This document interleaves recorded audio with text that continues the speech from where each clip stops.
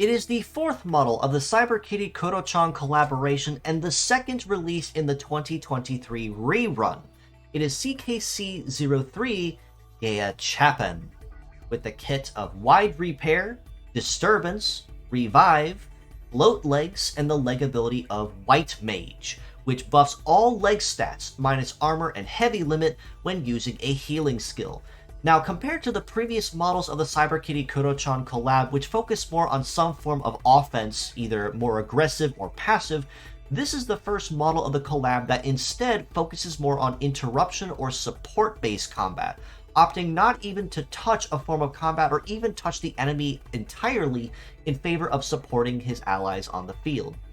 Wide Repair is a brand new skill being introduced to the game, which is simply just a more potent version of All Repair, or Field Repair depending on the term used, which is simply put an AoE skill that heals a certain amount of HP back to all active parts on the build. So as long as any parts are broken, it will heal all parts for a certain amount, relative of course to the level of healing on the metal. Disturbance is a setup-based skill that also sets a trap on the field. And while that trap is applied, anyone that tries to use a non-attacking skill, this includes defense skills, support, other setup skills, anything that is not a shooting skill, a melee skill, or even a metaforce, will be cancelled and interrupted and effectively make their entire turn running to the line fully wasted.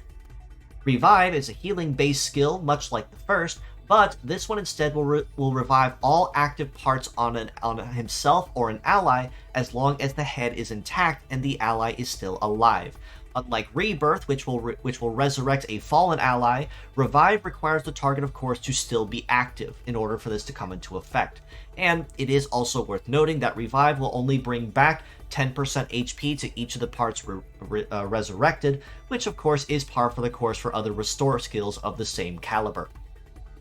Float Legs means that this model will have very solid coverage across all terrains at A rank across the board, and of course S rank on Cyber, which everyone does, but its stats and its leg ability actually are rather interesting, in the sense that they're not too shabby at first glance, but they honestly get better the longer he's on the field. And that ties in the leg ability of White Mage, which focuses on healing skills, which this model particularly specializes and has a mastery in. Its base stats across the board too are actually pretty tanky as expected of a support-based model like this, with a head HP of about 4250, right and left arm at about 3450 each, and legs at 3550 each means it has a relatively healthy HP pool, and its leg stats are honestly very nice too. Higher tier, I'd say, compared to most other float legs, but not quite as absurdly broken at the start of the fight, but they can be. A base mobility of 916 means it's already off to a very good start in terms of how fast he can get to the line. An evade of 1257 is very good too, as it means he will have a pretty fair shot at dodging or grazing a lot of incoming attacks. Melee resist of 1010 and a shoot resist of 772 aren't bad, but it does mean he will take a pretty noticeable chunk of damage from both of those shooting attacks, especially, of course, with base stats applied. However, if you tie in the White Mage ability, which will boost all stats by about 10% or so for every use of a healing skill, up to about 5 times or so if I recall correctly, these stats will honestly be higher and higher, making him more and more of a nuisance on the field the longer he's allowed to stay alive.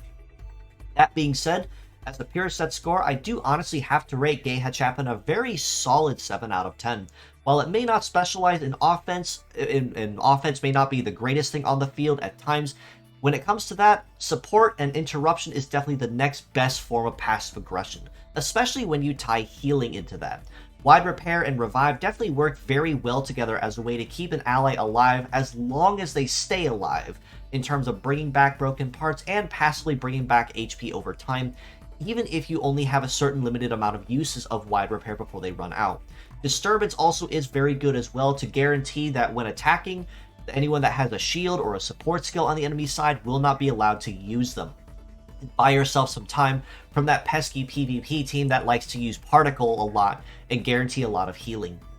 As mixed parts, I do have to rate him much higher at an 8 out of 10. While together, he has a rather unique kit that actually works very well with itself with good synergy. Apart and spread out, the parts are also very good too. Wide Repair may be super handy, but because it is a head skill, you should only have a certain number of healing uses before they run out. Whereas the leg ability of White Mage does not discriminate as long as it's any kind of healing skill. This can be an HP restoration, a part restoration, resurrecting a fallen ally, or even something as simple as Trap Clear or Stat Cleanse will allow this ability to trigger and make him progressively faster and more tanky.